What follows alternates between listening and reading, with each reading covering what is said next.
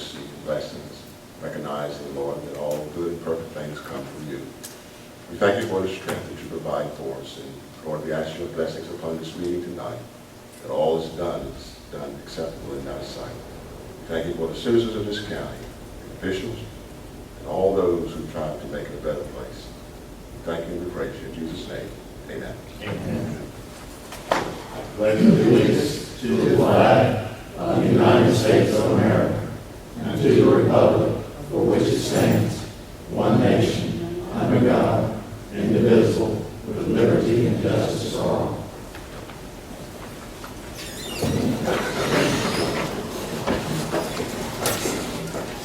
Okay, the first item on our agenda would be agenda adjustments, if we have any. The only adjustment that we'll make is not really an adjustment. We need to give the tax collector in order to collect taxes for the upcoming year, 2013. And we'll do that during the commissioner's comments. So you may want to add that as an item under 9B, 9B1.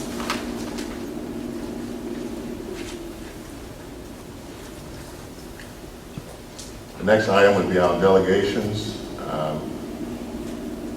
We don't have any unannounced. Well, we do have announced. We have two citizens' comments. Sidney Pierce.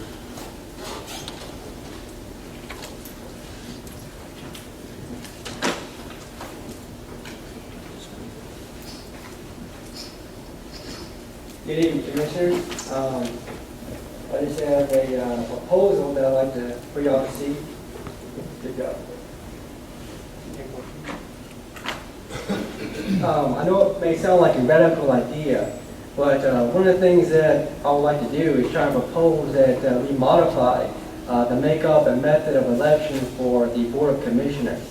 One of the things that I'd like to see is for us to increase the number of commissioners from 5 to 7, that the county be divided by 6 equally proportioned districts with 1 commissioner appointed to each of those districts, and then for the 7th district to be made up of an at-large district.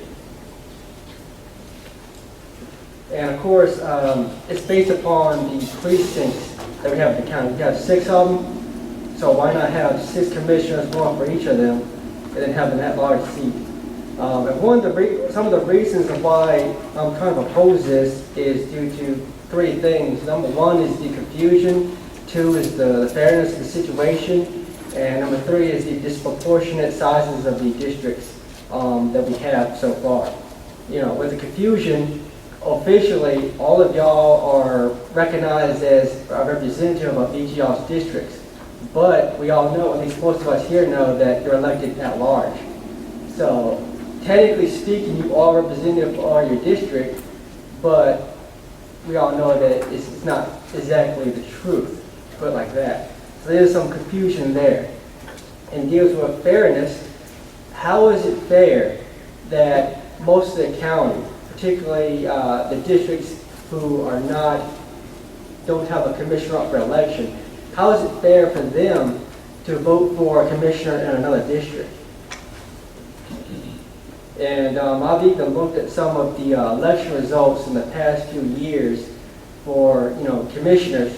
And I know that a couple of y'all up here, you've won your home districts by a good amount. But then when it came to the rest of the county, you didn't quite do so good. Well, how is that fair for you that you had such a close election? And I've even found where a couple of candidates in past elections had actually won the home district, but then lost the overall race because they lost the votes in the rest of the county. How is that fair? How is it fair for the district residents who they vote for a representative and have their representative effectively nullified and invalidated by the rest of the county? Also, the disproportionate size of the commissioner districts. The chairman's district, in terms of registered voters, has 2,700 registered voters. Kenny Jernigan's district has about roughly 2,000 voters. And the Horace district has about 1,000. And we look at that ratio, that's pretty disproportionate in terms of size. You know, Henry, your district is nearly triple the size of John Horace's district over there, nearly triple. And I know that we can say, well, it doesn't really matter for the time being, and that may be true, but would we rather deal with the problem now rather than later, before it becomes an even bigger issue? And one thing that I learned recently, I was talking to an individual who was working the polls a number of years ago in the Sunbury precinct, back when they only had one polling place, and he told about how he had a whole lot of, it was pretty much a disaster. And you had almost traffic accidents occurring because of so many people going to the one polling place. And they tried to alleviate that by dividing the district into 2 voting precincts. So my question is, how are we going to handle the situation with further increases in population in the future? Are we just going to continue dividing the districts up into more voting precincts? Or are we going to try and make them equal and proportionate?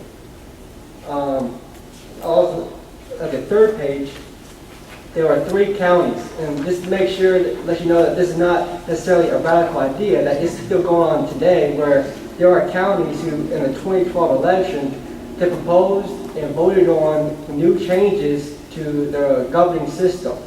Clay County, Greene County, and Swain County all had voter referendums during the 2012 election. And all those elections, and all those votes they passed in terms of changing the governance for those counties. And the last 2 pages deal with the general statutes of it, the procedures about how you go about it, as well as what you can and cannot do in terms of implementation. But that's just what I'm proposing here and everything. And what I'm also doing is, I got like petition forms right here for people to sign, for those who would support this idea of moving to a proportional system, as I believe that it could potentially become very popular here in the county. And, you know, all you as a board has to do is draw up a resolution, pass it, and then send it to the voters. Even if you don't, you know, agree with this one 100%, even if you try to impose a proportional system of some type, you know, a proportional system that keeps the same number of 5 commissioners. Personally, I would be willing to accept that, because a proportional system, in my view, is an improvement over the current system we have right now. But that's just my opinion, and like I said, this is my proposal. And with that, I'm just going to leave the petitions up here, if you don't mind. Thank you, Sidney, and we'll certainly take a look at it. All right, thank you.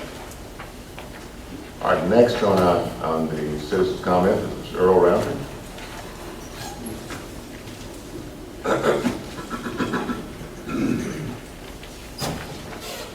Ladies and gentlemen, Linda moved on the board, we got to add the ladies and gentlemen. After I certainly a great believer in the Constitution and the Bill of Rights, and Mr. Sidney Pierce has got every right to be here, and he's got every right to his opinion, and I really respect that. What I come up here to talk about tonight, I'm not going to talk about, because I think that was probably the dumbest idea I've heard this county come up with yet. We have really been lucky in a county of 12, 13,000 people. 5 people can run it. They always have, always will. And Pastor Tank has been fighting back and forth, and going to one plan and in court and all of that. And we have had a county that vote countywide. Y'all all know this. I call every one of you. Probably don't like that, but I do. I don't think necessarily that Henry only represents me. Henry's a champ. But we as a county, we just need to leave that thing alone. That is a bucket of worms, terrible bucket of worms. I use Henry and Marcia Langston and others as examples because we have countywide elections, and they over there in Elizabeth City fighting says that they need more black commissioners. And I get in an argument with Cecil Perry because I says, we don't have black districts. And I said, we've had a black woman, we've had several, at one time we had 2 black commissioners, and well, more than one time we have. I said, we elect them countywide and we don't have any problem. And so I just hope that nobody ever brings this up. And I'm just going to forget everything else I come to talk about, Jack. Thank you. Thank you, Earl. All right, the next item on our agenda will be we have no administrative reports. Will be our public hearings. You have those in your package. The first one would be a zoning text amendment for our cell towers. And you have that before you. We would like to have a motion to go into public hearing. And after we come out of public hearing, we will discuss it and see where we're going with it. Chairman, move that we open our public hearing on the zoning text amendment, cell towers. All right. Second. Second. All right, have a motion second to go into public hearing, that we amend our ordinance to provide a provision for cell towers in an A1 zoning district by use of a special permit. All in favor? Aye. Aye. All opposed, nay. We are in public hearing. The county has before it an ordinance amendment that would allow telephone and telegraph facilities lighted within the A1 zoning district by special use permit, which would amend the table of uses with an S for this particular requirement. Are there any public comments on this ordinance?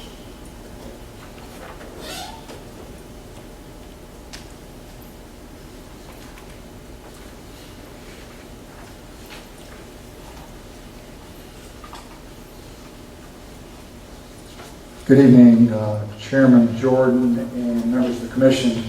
I'm Steve Rumline, local attorney for Verizon Wireless. I have with me tonight Claire Novak, who's also a project manager for the company. I've come tonight to speak in support of the zoning text amendment that you have in front of us, in front of you tonight, that would allow cell towers, lighted cell towers in the A1 district. We attended the planning board meeting several weeks ago and were able to address questions and talk to them on the matter as well, and they voted unanimously to recommend adoption and approval. And Verizon Wireless looks forward to being able to install a tower or so in the county in that district if this was available. So with that, I would stand by for any questions you have and just ask that you adopt the text amendment that you have in front of you this evening. And I thank you for your time. Should it be adopted, how soon do we expect it to be here? I don't control the construction schedule, but probably pretty promptly. Claire Novak is handling an application that hopefully will be submitted shortly, so in due course. So I take it from looking at the document that you have read this document and it is in compliance with what the official needs to fulfill. Yes, we work with Mr. Mendenhall and others in the county just to determine what it would take to be able to allow us to proceed, and we believe this is the appropriate text amendment, and it still requires obviously to come through your process for a special use permit, which we would clearly intend to do, but it should work for us, yes. Okay.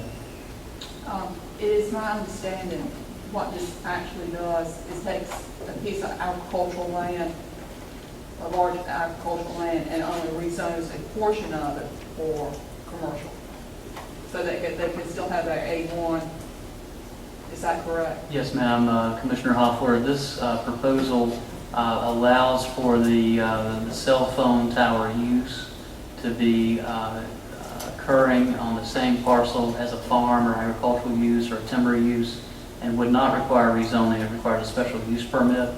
So the underlying zoning would remain A1, and they would have a special use permit tied to that property, allowing that one specific use and any conditions that the Board of Adjustment, in excess of what is in the ordinance, may seek to impose to protect the public health, the public safety or public welfare. Yes, ma'am.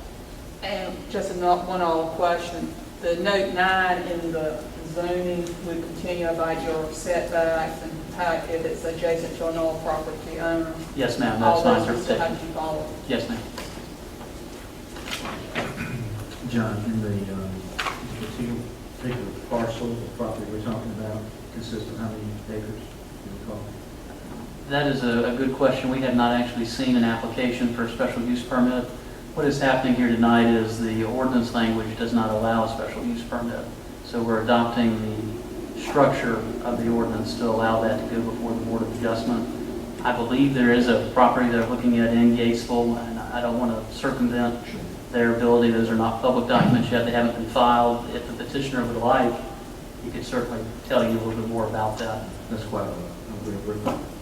Thank you. I have a question for you, and you might not be the person that can answer. There's 2 towers on Highway 13 in my district right now. And to the best of my knowledge, there's not an antenna on either one of these towers. To keep from putting up more towers, when we have towers that's not even being used, and don't get me wrong, I have no problem with you putting up a tower. And but why are they not using the towers that's already been put up? And I'm talking about towers that have been put up for approximately probably 7, 8, 10 years. And there's no antennas being put, to my knowledge, that are not on there today. I could speculate a little bit. It's always dangerous to speculate, but Well, I've heard rumors that they were put up in the wrong place, and I don't know if they're in the right place or the wrong place. It's not for me to know. But I would love to see, if you got a tower, let's use what we have. I don't have a problem with you putting up another tower, but I would love to see something put on towers that we already have. and we always do look to co-locate on existing infrastructure if it's available. But normally, what happens in the industry is we represent the FCC licensed carrier.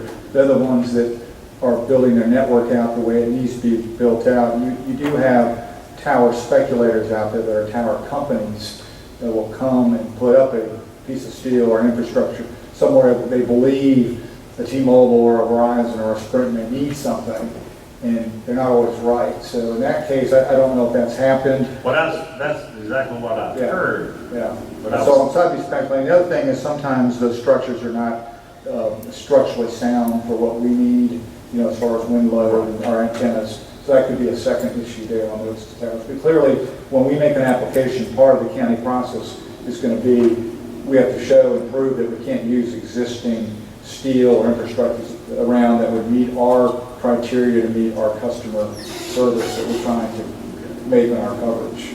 Okay, like I said, I don't have a problem with putting up a 3rd tower, but when we have them up, I'd like to see them being used. We agree 100%. So, well, thank you for your time. Appreciate it.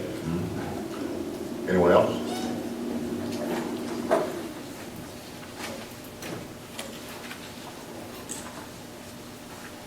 Commissioners, County Manager Chuck Brothers, Vice Chairman of the Planning Board.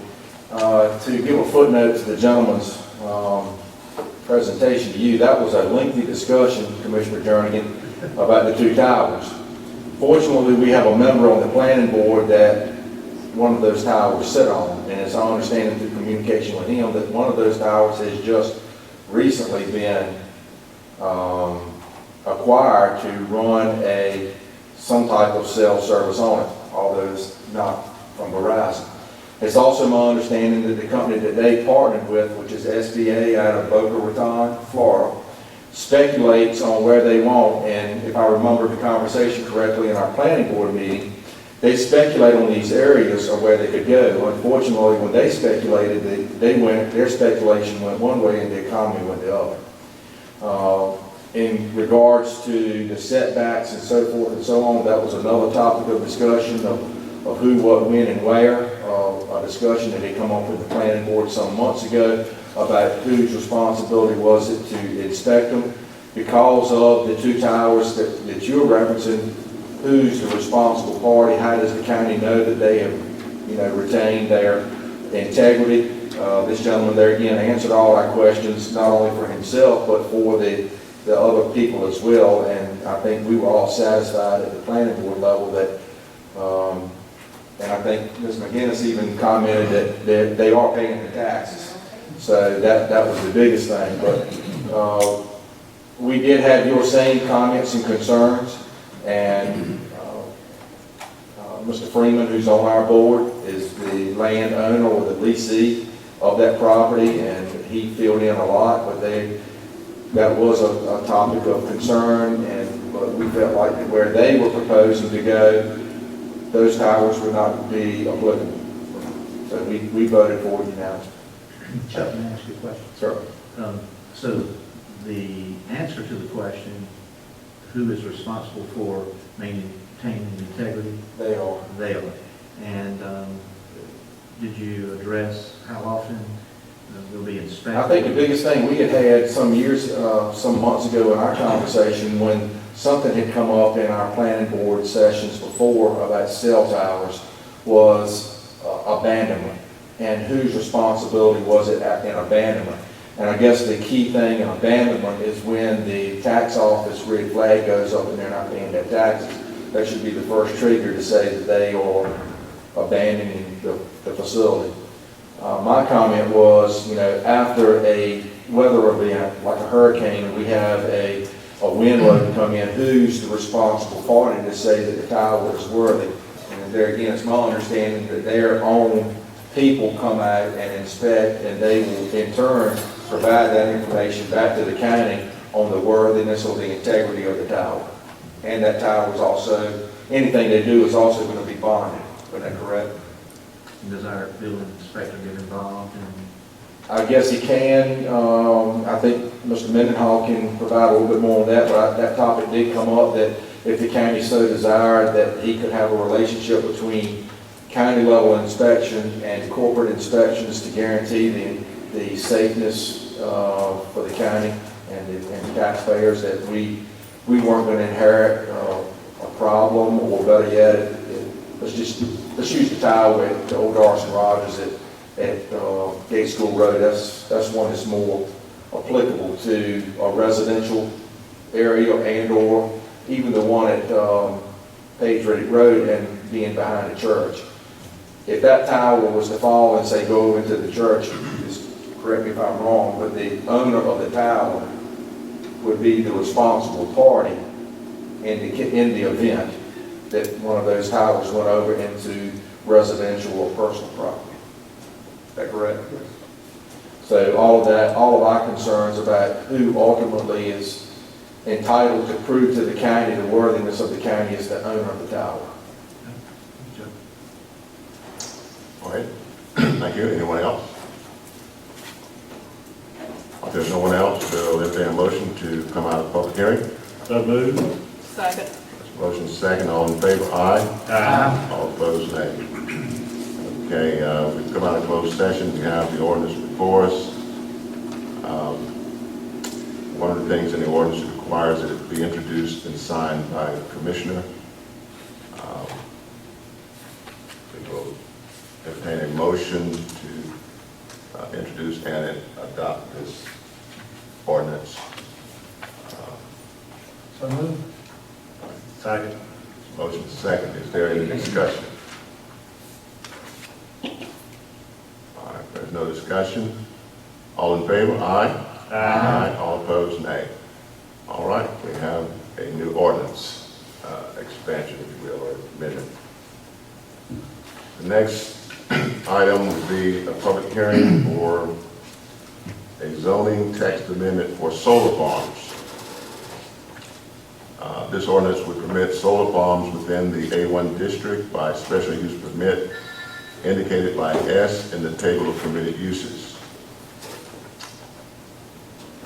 We need a motion to go in public hearing. So moved. Second. All right, motion second. All in favor, aye. Aye. All opposed, nay. All right, we are in public hearing for a text amendment in our zoning ordinance to allow solar farms in A1 district by special use permit. Are there any public comments?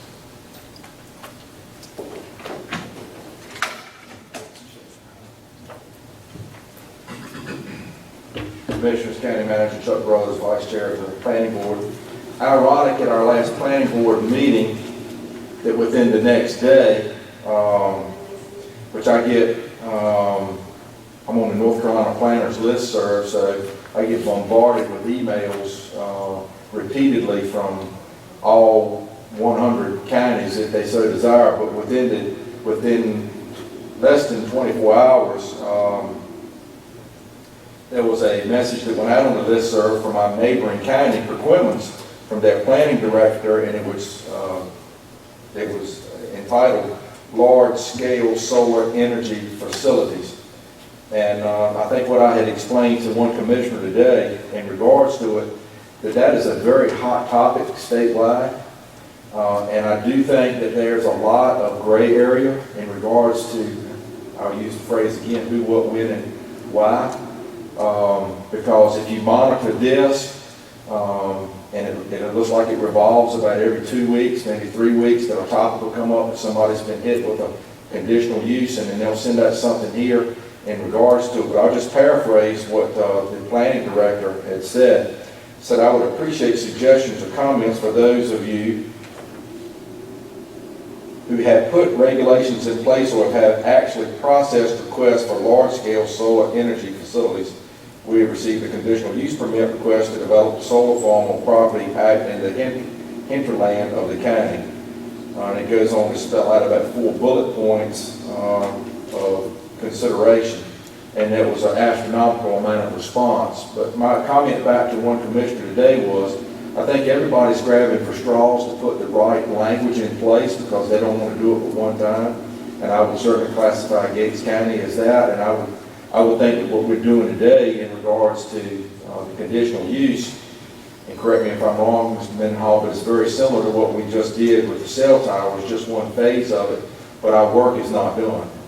There's a lot more things that have got to come. This is just a small, minor piece of the puzzle that we've got to do, and I would ask y'all today to empower the planning department and the county manager to seek any and all information as to the appropriate language that we need to get in place, because obviously I just read to you, we had our meeting on that Tuesday. Within 24 hours, our neighboring county had a conditional use permit, and she was asking questions. So I think this is one small piece of the puzzle that we need to get in place, but I think there's a gaggle of other pieces that we need to sort through and find out how to go together. So I don't think that this issue stops here today. Thank you. Chuck, while you're there, I know Hertford County has a small one right outside of Murfreesboro. I don't know how many acres that covers. Has anybody checked with Hertford County to see what kind of rules or regulations they have? If any. Well, I think that was a comment that came up in our planning board meeting, and I think Mr. Mendenhall was going to do research in regards to what had gone on in neighboring counties as to what they did. I think one question had come up in our conversation was security of the facility and what was going to be regulated to keep the facility secure and setbacks and so forth and so on. I think we're at the point now that probably tomorrow at our planning board meeting, I think y'all need to probably send back a directive through the county manager that this is a process that we need to get a hold of to get something in place sooner than later because I do think that there are some opportunities for the county. I don't know how many jobs that they would pull in. There would be some. Mainly, I think the biggest jobs would be when the facility is being developed and put in place, and then it would just be minor employment when it's up and running. But I think it is something I got, and I don't know how many other people in the county got it, but I got a notice from a company out of Charlotte soliciting 50 acres. And they look at it, and I guess they got my name from the FSA office because of a farm that I attend that's in a main distribution line right over there at Savage Church. George and Ed may have got one too, but that's the only rationale that I had about it. But I just thought it to be ironic that a neighboring county would ask the questions the day after we got, so that tells me that we've got a lot of homework to do. But I think this language that y'all got today is just a small part of what we've got to do. All right. Thank you. John, would you want to just kind of go over some of the language that we have before us? I know we had in our package, I've looked over it, and if you want to just make the public aware of what Yes, sir. Thank things you. we have considered. Thank you, Mr. Chairman, members of the board. Section 7.02 notes the table of permitted uses is what's being added to, as well as the provisions for special use permit and permitting it by right in certain districts. There are 5 standards. The first is a fence of no less than 6 feet in height shall be required of solar farms. With such fence shall have a locked gate, be posted with no trespassing signs, including name, contact information, and emergency contact information of the operating entity and responsible charge of the site affixed to the fence at the primary entrance to the site. Requirement number 2 is a 50-foot planted buffer shall be required of solar farms along all sides, except the roadway frontage of any solar farm shall have a planted permanent berm installed so as to fully screen the facility from view by the public along the public right-of-way. The third requirement is substation, switchgear, and appurtenances thereto associated with the solar farm located on the property of the solar farm shall conform to the fencing requirement, meaning that any substation or switching gear be also fenced, does not be located outside the fence. The fourth requirement is solar farms fronting a United States highway or any federally aid highway shall provide a 100-foot setback from the right-of-way. That's for widening purposes if a facility were to ever be widened in the future. And then the final one is the fifth requirement. Solar farms located within a projected future transportation corridor shall reserve right-of-way for said corridor as deemed appropriate by the North Carolina Department of Transportation. Thank you, John. I think, this is a new industry, it's a growing industry, and obviously there are things you have to watch and keep your eyes on to see what, could be potential hazards in the future, whatever. And as anything else, we would have to be vigilant in observing what the new trends are, what new situations come up, and I think that should be somewhat of a normal procedure in all of our ordinances, especially new type businesses. So, Mr. Chairman, yeah. I read through everything Mr. Mendenhall sent us, and I have asked questions of a variety of people. I hate to pass something and then 2 months later have to amend it when we just take a little time and do it right in the first place. I would suggest maybe that we put this off a month and get more information since it's such a fluid and give the planning board a chance to look at it and then return it to us, and let's do it right one time instead of having to keep amending and changing. I don't think a month's delay will for anybody. Is this time sensitive? I will tell you that in a speculative manner, the Economic Development Prospect called NC Power has 2 special use permit applications applied for before the Board of Adjustment in anticipation of action tonight on this issue. I have a question for Chuck.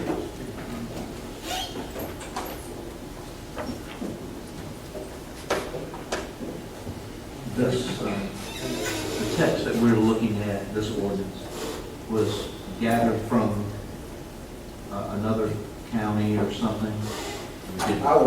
I hate to use the word assume, because if you break that up into 3 parcels, you know what it comes out as, but I would say that was correct, because we obviously didn't have anything, and that correct, Mr. Mendenhall, we didn't have anything, we had a blank sheet of paper. So I would say that is correct.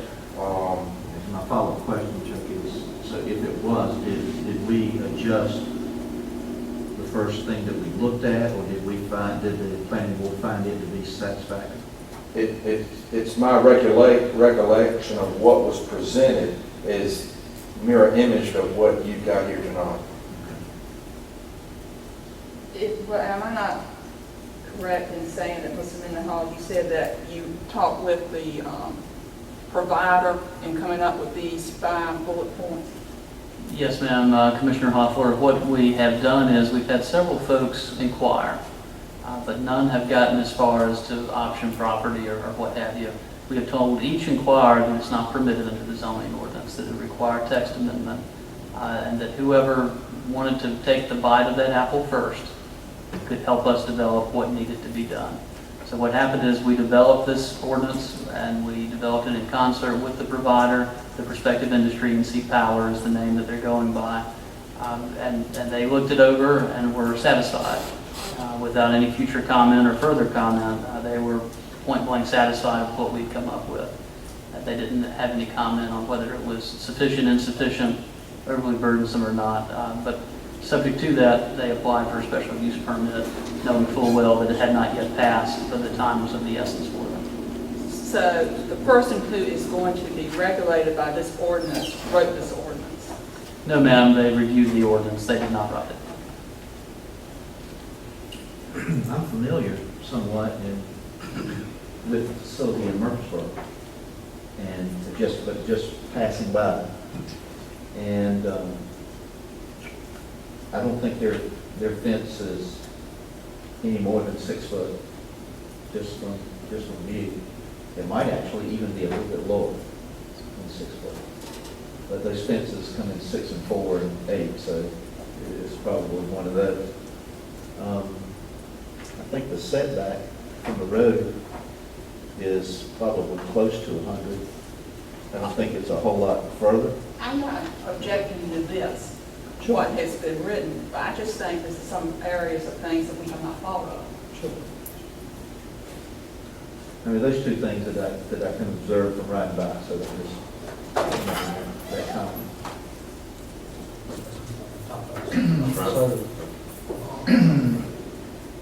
So I guess if we would have passed this tonight, that we could, you're saying that we almost would have those approved next week? The Board of Adjustment meets tomorrow at 1 o'clock. Yes, sir. And I will tell you about the Board of Adjustment. They applied for a special use permit.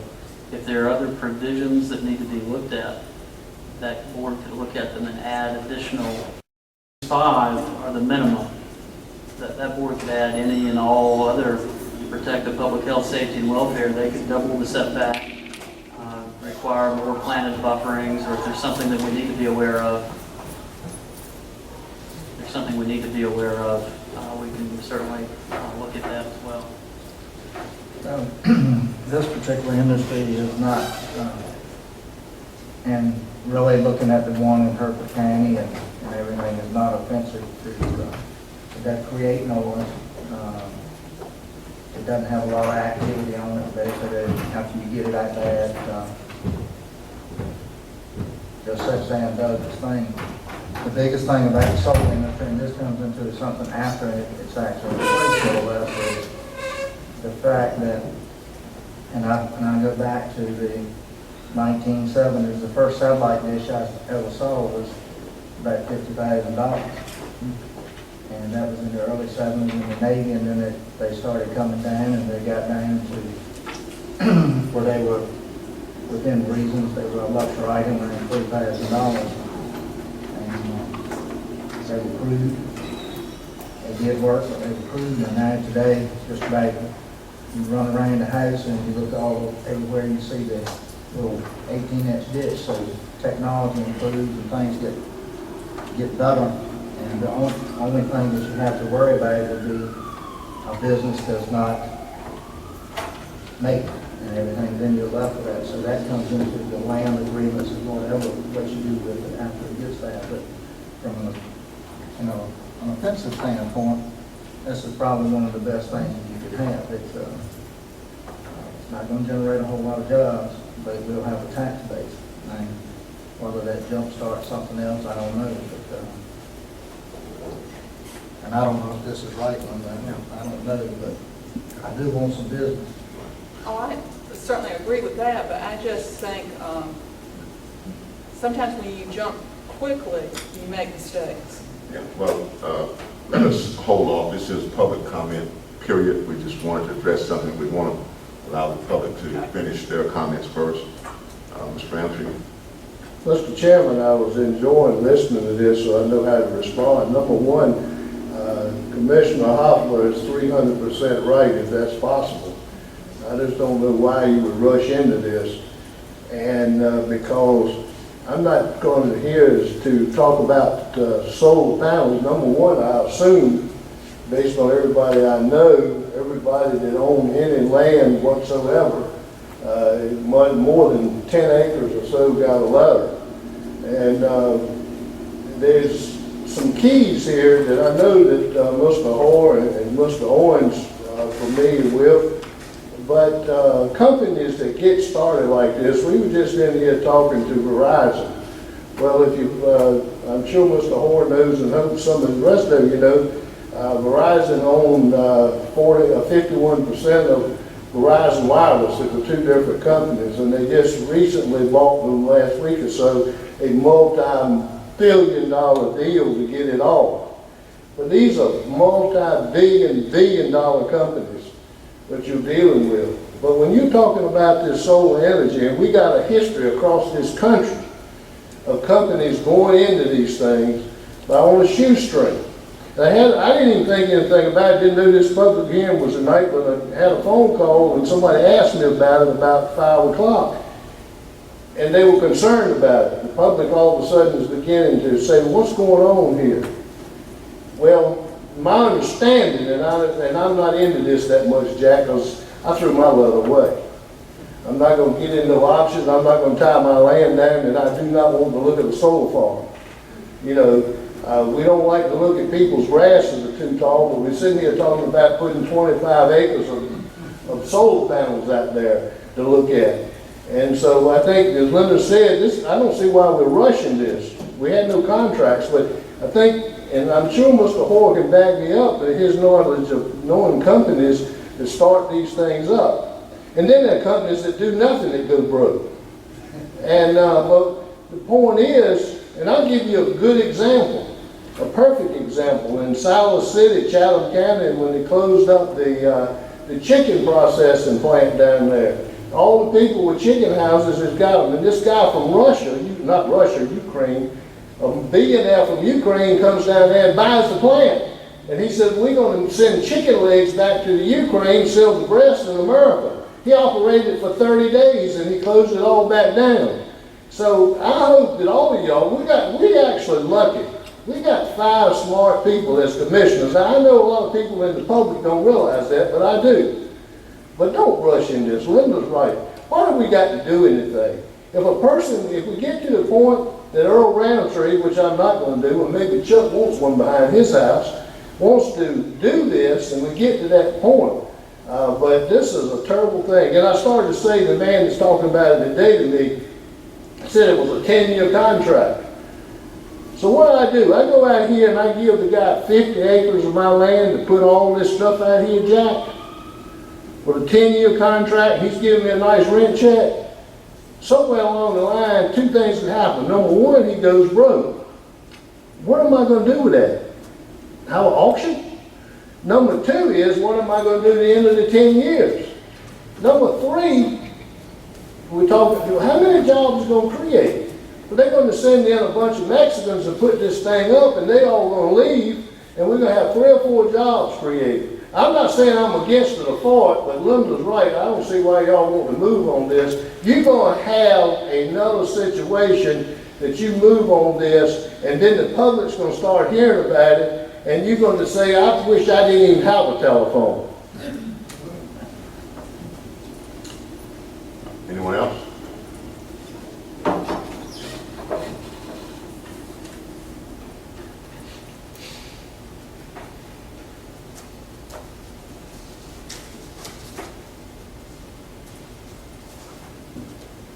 I'm Dan Lang, and I'm on the Board of Adjustments. I agree with it, no need to rush on anything. But I'm also glad to see something in the industry that would not be polluting the county. That's what I had to say. Thank you, Dan. Anyone else?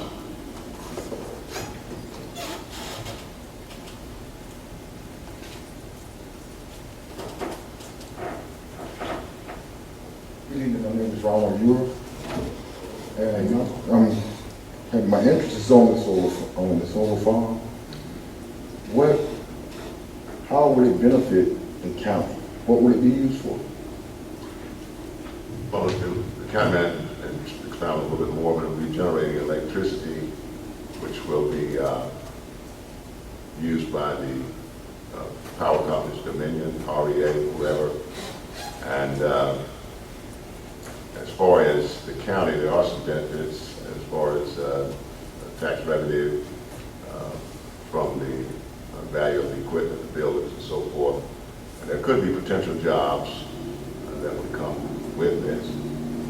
So, you know, if we're gonna, every industry dollar that we bring into the county, it helps to lower the tax base for our citizens.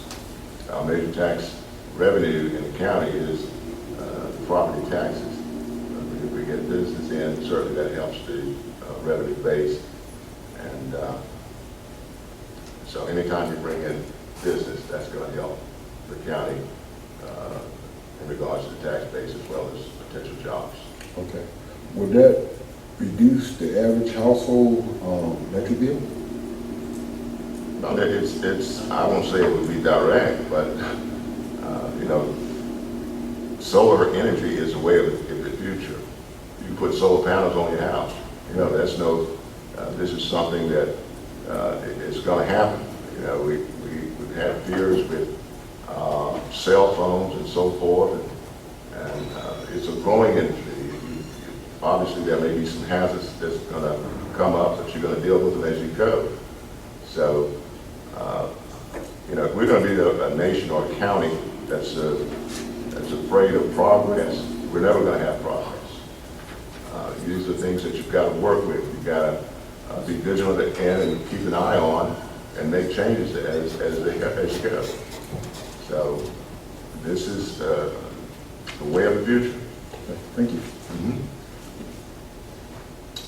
Anyone else? I'll put one footnote on to everything that we discussed here tonight. And I'm in my second term on the planning board, and you know, we've got subdivision and zoning ordinances now that I think all of us recognize, the 5 sitting here and the 7 on the panel, that we had a very broad book to get started with. And you know, we've had a hard time condensing that over a period of time because it's the ideals between the board that sits as an advisory to y'all, and then who y'all hear from, which are people like me and Earl and Tommy and anybody else that's in this room that's a taxpayer, about how this affects. You know, the difference between what you're hearing now and what you heard first in the cell tower is that all those parameters for the cell tower that Mr. Mendenhall discussed were already in place in that ordinance that was adopted back in '04 and amended in '09, if I remember my days right. What we've got here is a blank sheet of paper. So, and I think he's not in here now, but I remember Earl making a comment when we went to the zoning ordinance that it wasn't ready. Well, I do believe that if you don't start at some point in time, you'll never be ready. So I guess in my position today, and I voted for it from the planning board level, we did vote on it unanimously to send this up. We've got to get started. We do have benchmarks in there for people to abide by. Are they too much? Are they not enough? We don't know.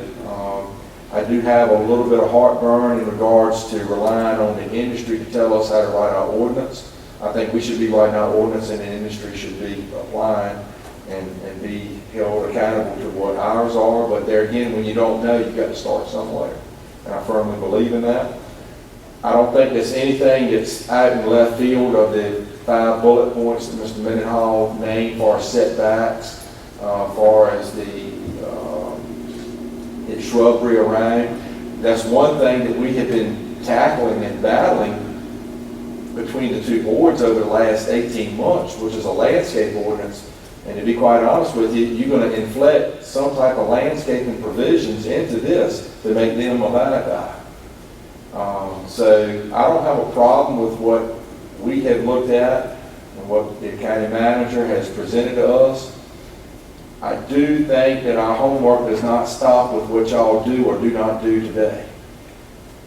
There again, we need a directive from this board to back to us, to empower us to take this ball and put some more air in it and get it to where it's good for Gates County, not for the industry. And I'm not saying that it's either or neither at this point in time, because I don't know. But I do know that we've got nothing. So I would like to see y'all move forward today. If we've got an opportunity for people that want to do business in Gates County and this means, I certainly think that as a taxpayer, I'd like to see some of it. But I do know as a planning board member that we've got a lot more homework to do. Thank you. All right, thank you, John. Are there any others? Are there no others? They'll entertain a motion to come out of the public hearing. So moved. Second. Motion second, all in favor, aye. Aye. All opposed, nay. All right, we have the ordinance before us. Obviously, there's been quite a bit of discussion on it, and as it's been said in the public hearing, the planning board has looked at it. If we decide to move forward with it, I'm not in opposition to directing the county manager to continue to look at the ordinance and determine what adjustments will need to be made based on the knowledge that we continue to learn about it. But having said that, I think that would be a separate directive in improving the ordinance. So at this time we can talk about it, and then we can go ahead and decide if we want to move, how we move forward with it. Jack? You ready, John? Go ahead. I'll let you know first. Okay. Well, just to the public, I want them to know that we're not hearing about this for the first time. So we knew that this was coming. We know the infrastructure investment dollar amount. We're not going to share that. We can't share that tonight, I don't believe. But it's significant. The number of jobs versus the amount of investment, the infrastructure investment is a whole lot more than the jobs. But what that will do will help us with our tax base. It will give us a boost. I'll call it a boost. And we have one in a neighboring county. These people like our situation. I'm going to use the word finally. I used the word finally today when I was talking to somebody about this. Finally, we have the right environment, the right circumstances, the power grid lines that run through our county, the location, everything. We finally have a situation that's right for someone to come. I really would hate to deter them from coming, slow them down in any way. We have one in a neighboring county that when you ride by, yes, you can see it, but as the vegetation that they planted around it grows, you won't see it. And that would be the same with us. So I can tell you that I will be in favor of it. I'll be in favor of the ordinance, but also I'll be in favor of the second directive, Henry, that you related to, which is sort of what Chuck said. Let's don't close the shop. Let's keep looking and how do we want to tweak this? Because just because we approve the ordinance, we're not, the door's not closed. We can change that ordinance anytime we choose to. Yeah. Well, what Jack just said, that's correct. We have a chance to do that. And you approach this document in my profession. I used to have a thing called a pencil. That pencil had two ends to it. It had an eraser and had the carbon that you put down on there. And I used both ends of that pencil, believe me. So I know what it is to start and finish. And it's like a stop. You look for higher highs and higher lows, but you want the line pointed up in progress. So this industry right here, there are a lot of things that have been said that, and that's the second step when you start writing contracts with people that do this. You give them the opportunity, but you protect yourself also if they do go out of business. How many of you in here would vote for a grocery store in Gates County? everybody in here would like to see a big grocery store. I know you would. But you know, they might come and they might leave. A lot of people leave. They leave all the time. So that's when that becomes a second part of here. But you've got to give people an incentive and give them something so that they can take the opportunity to do that. And I think that's what we're doing here. We can back up if we have to. And and I agree with what Linda said. You want to make it right, but like I said, I had a pencil and it had 2 ends. This right here also has 2 ends that we can do at any time. So it is a working process, and if these people have these special use permits and we can get it done next week or whatever, I'm ready to go. Okay. Mr. Chairman, I would like to go ahead and make the motion that we accept this ordinance as it is today, and then have the planning board to look at other options if need be. All right, Mr. Hall. I just think that there's a lot of unanswered questions on this. We have 5 bullet points, and that's all our requirements. I'm just very concerned about that. And once we have given someone permission, you can't go back to them because they will be grandfathered in, right? Because they were valid when they were approved.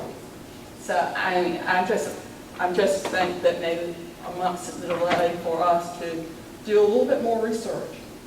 You know, I've done some research, but I'm just not comfortable voting for it without doing some more. So I'll probably vote no. All right, we have the ordinance before us, City Commissioner Gurney, you were prepared to make a motion. Are you still prepared? I made a motion a while ago. All right.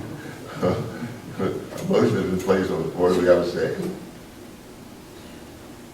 Second. All right. The motion is second. All in favor, let it be known by saying aye. Aye. All opposed, nay. Nay. All right, we have 4, 1. All right. Okay, the next item will be a public hearing on a transit grant for the rope funding. I believe that's regional transportation operating system. Mr. Trace. Okay. Rural Operating Assistance Program funds. It's the funds we use every year. It encompasses 3 pots of money. The first being EDTAP, which is Elderly and Disabled Transportation Assistance Program. And it also encompasses employment, transportation, and rural general public transportation. Usually we do this grant like in May, but the state waited for the budget to be approved. This year, the allotment that we're eligible for is about $110,824, $48,735 for EDTAP funds, $6,874 for the Employment Transportation Assistance Program, and $55,215 for the Rural General Public Program. We are proposing this year that we use the funds pretty much the same as we've used it previously. The only differences are that we have leveraged $12,500 for the next 2 years, where there's $12,500 this fiscal year and $12,500 next fiscal year, to get an elderly and disabled project grant. And we've also leveraged $21,000 for this year for a JOC program, Project 1, and $7,000 for a JOC Project 2, which is $7,000 this year and $7,000 next year. During this grant process, usually it's when we adopt our plan for the year, which is where we go, which times we go, and I attach that to the grant, and there are different bullets that I was proposing, what we proposed to change. things that we proposed to change were in the little blocks. And that was that when we wrote the second JARC project grant, we proposed that we would start going to different places. Instead of going at 10:30 to a high speed each day, we would go at 10. Like we go at 8 and then go back at 10. And in Elizabeth City, the same thing. Instead of 10:30, it would be 10. And Suffolk, same thing. Instead of 10:30, it would be 10. I was proposing to add a day, an additional day going to Greenville. Currently, we go on Tuesday mornings from 9 to 1. Proposing to add Thursday mornings, and that we're proposing that because with the Hosky Hospital, working with the Greenville Hospital, they have a lot of appointments, more appointments that are going to Greenville now. And we have not taken one trip to Portsmouth, Virginia in the last fiscal year, so I was proposing to take that out. The only other change I was proposing to make is the office may be closed currently from 12 to 1, and I wanted to change that to 12:15 to 1:15, basically because we pick up from Ahoskie, Elizabeth City, and Suffolk at 12 o'clock, and a lot of times we're still getting phone calls, and that's when we kind of producing the schedule, and the person that covers the office is not able to leave at 12, so at 12:15 would be a better time. So those are all the changes that I'm proposing. All right. Thank you. Any questions for Chief? Okay.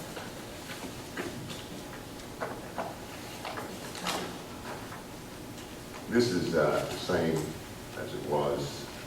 So how much difference is it than it was last year? Did it go down? The money, no, it actually went up. No. And it went up due to increased population from the census. I think last year we got a little, about 98,000, and this year it's 110. When we were, what was the day that we came back to a Tier 1 county? Was it fiscal? Well, we were declared Tier 1.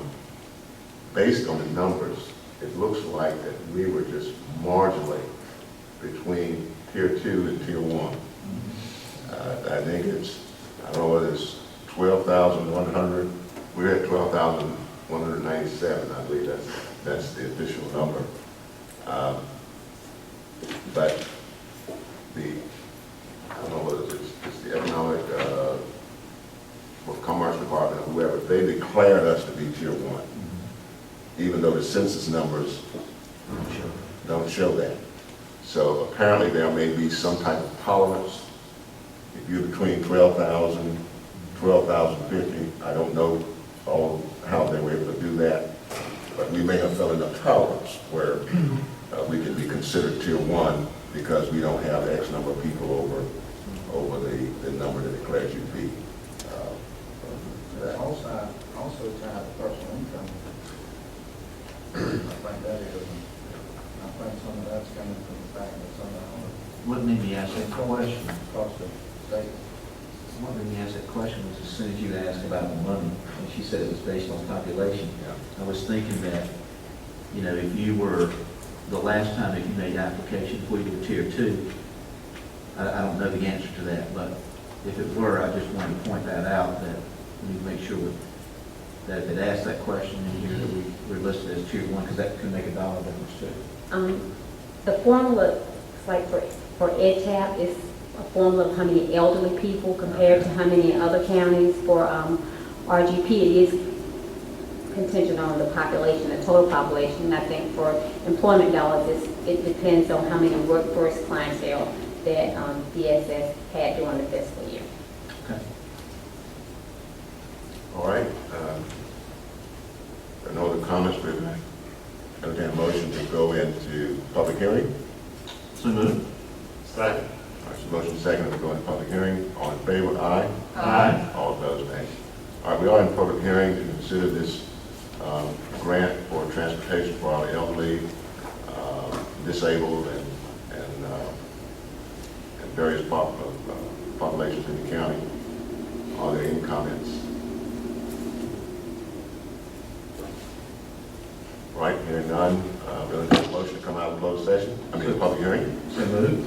All right, Motion is second, all in favor, aye? Aye.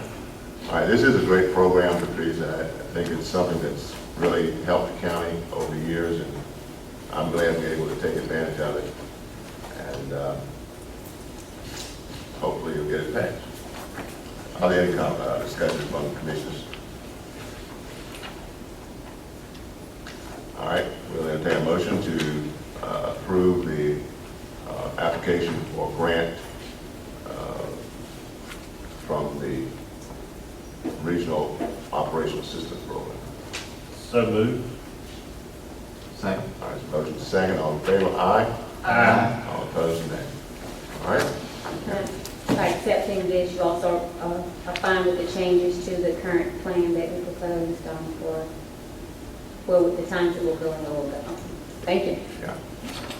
Thank you. We just have one little item of business we want to clean up before we go to the next item. When we approve the zoning text amendment for the solar farm, we do need to formally direct the county manager to continue to look at what possible changes need to be made.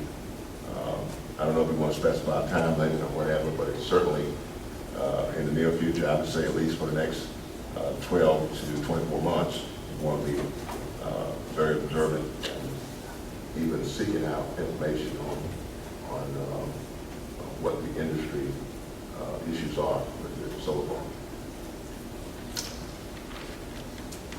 I will make that motion to direct the county manager, I guess to direct the planning board to investigate solar farms regulations. All right, then motion. I'll second that. All right, motion second. All in favor, aye? Aye. All opposed, nay. All right, our next item on the agenda would be old business, which is none. Consideration of a small home repair grant agreement.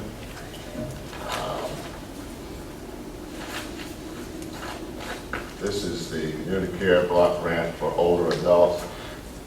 Jeff, did you have any comments on this that you want to provide the board? I'll try to brief, but you're probably more knowledgeable about it than I am. The Albemarle Commission has a program for assisting older adults with minor home repairs, or such things as replacing hot water heaters, or even just windows of one window or something like that. And they felt that this grant could be handled and used more appropriately under the housing committee, and they were willing to turn this grant over to the county rather than administrate from the Albemarle Commission. And I think it was a $10,000 grant, and the housing committee was very receptive into receiving this grant. It gives you a little bit more flexibility when you're doing repairs, and it was a pleasure to the board. The housing committee would ask that the county accept this grant, and it would be administered, controlled by the county, but administered and carried out by the housing committee.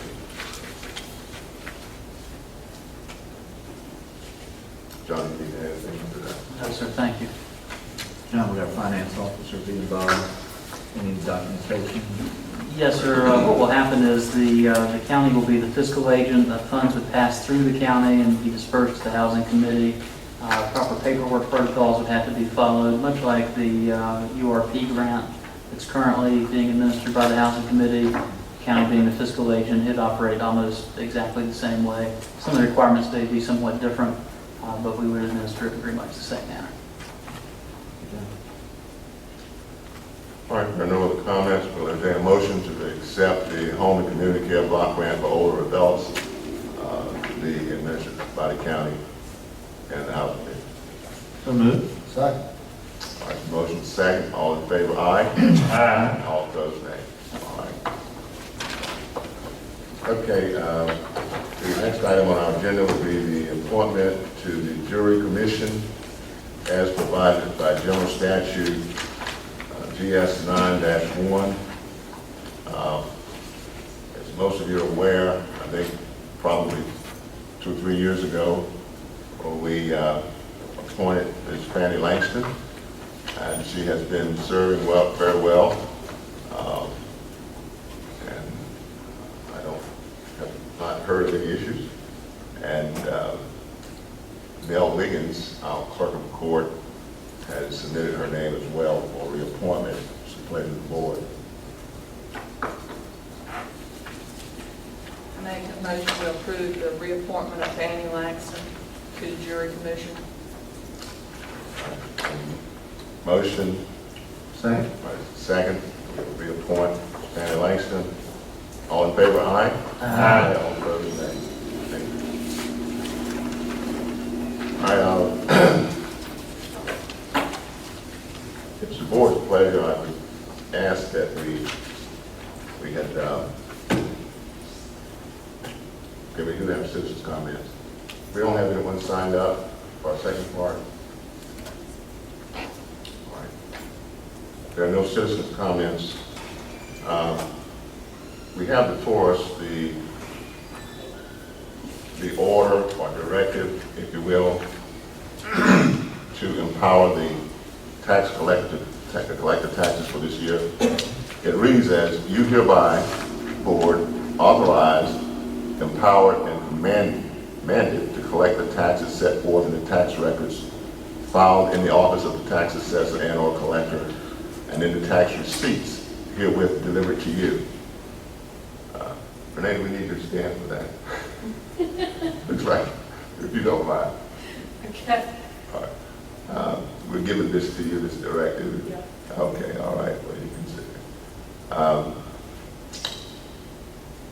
It says that in the amounts and from the taxpayers likewise therein set forth, such taxes are hereby declared to be the first lien upon all real property of the respective taxpayers in the county of Gates. And this order shall be a full and sufficient authority to direct, require, and enable you to levy on and sell any real or personal property of such taxpayers for and on account thereof in accordance with the law, North Carolina General Statute 105-321B. And we witnessed by the hand of the official seal on the 16th day of September 2013, the chairman and the clerk to the board. We give you this directive, and to carry it out, and you do agree to abide by it. All right. We will, if you will, board, we will entertain a motion to approve this directive to the tax collector for our upcoming tax year. So moved. Second. That's a motion, second. All in favor? Aye. Aye. All opposed, nay. All righty. Go like that. All right, that completes our agenda items. The next item on our agenda would be the commission's comments, and we will start with Commissioner Hopper. Yes, sir. I'd like to thank you once again for all of you coming and sharing your thoughts with us. It's nice to see you. I think tonight you saw that sometimes we do not always agree with each other, but we can disagree and move forward. And that's what I always want to do. I'm not opposed to solar farms. I just think it's premature to pass legislation without additional study. But you know, that's the teacher in me. I always want to have more information. Thank you for coming, and hope to see you the 1st of October. I'd like to thank everybody for coming, and especially to the ones that are still here. It's always a pleasure to see everybody that comes and see you sit here and listen to us. And sometimes you might not know exactly what is going on, but if you come enough, you'll start figuring it out. Thank you for coming. Not a whole lot. I want to appreciate you being here and taking time to, again, listen. And as Linda just said, we don't always agree, but we are communicating with each other, and it has been over the last 8 months, has been a real pleasure. And an appreciation of that thing. It's all about communicating and negotiating. And you're a part of that. You are our team players too, and you're the eyes and the ears out there, and the phone is always accessible, and I want to hear everything you have to say and try to weigh that and make those decisions that I think is for the best interest of the county and for you as an individual as well as myself, and we hope we can move forward, and I think we're beginning to make some progress, positive on the positive side. Again, appreciate you being here tonight. Thank everyone for coming, and I agree. I believe we are making some progress, and I hope pretty soon we'll be seeing the fruits of that, real stuff on the ground, to where you can actually reach out and touch something and see it. We are doing some other things that we'll be bringing to you in the near future. Some things I think that you'll be excited about. I want to extend my appreciation to Ms. Hopper for her comments on the Soper Farm. And I'm going to speak to the other gentleman. We respect everyone's opinion. Thank you for coming. All right, I too want to thank everyone for coming and staying. Local government is the first step, if you will, in being involved in how your county runs and how things are handled, even in the country, because a lot of things we do cause our legislators to think twice when they're putting in bills and so forth. So being a part of local government is just like being interested in what's going on in Washington, D.C. I will say that we have tonight a letter that we're going to ask all the commissioners to sign to respond to the stoplight issue at 137. While we did not specifically win on that situation to get a stoplight, we did get some concessions. But having said that, we're still writing the governor. We've written the governor a letter, which will probably be made public, and thanking the governor for considerations he gave the county, but to still let him know that it was a desire of the county to have a stoplight versus what we call the superhighway design at 137 and 13 and 158. So just know that, when issues come up, as has been said, we may not win all of the efforts we try. We win some, but we still put forth the effort, and we leave the door open so that if there are changes or reconsiderations, we can take advantage of those as well. So, Commissioners, we will ask you tonight to sign this. We're not going to just have the chairman sign it, but we're going to ask each one of the commissioners to sign it, and we will submit that to the governor. We thank you for coming, and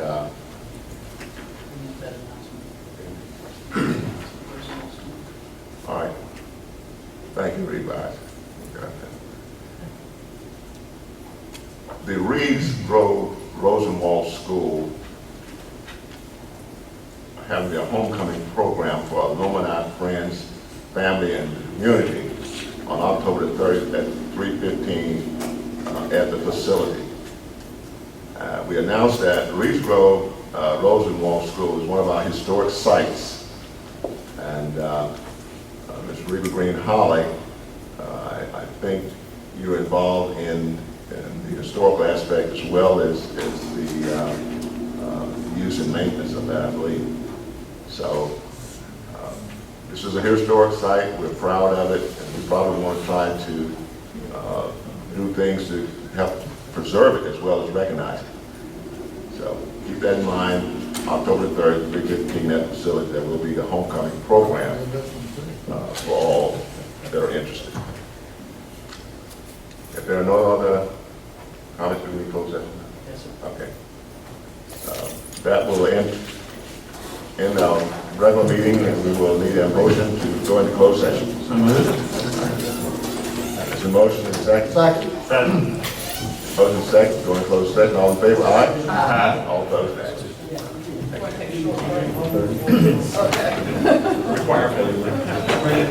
didn't want to get up and stretch my legs.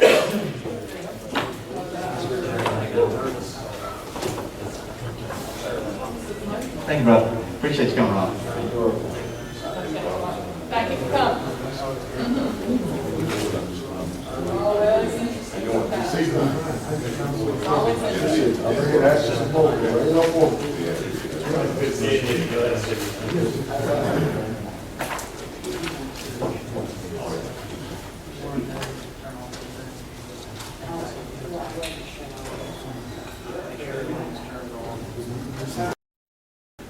All right, we're entertaining a motion to come out of closed session. So moved. Second. All right, so motion second, all in favor? Aye. Aye. All opposed? No.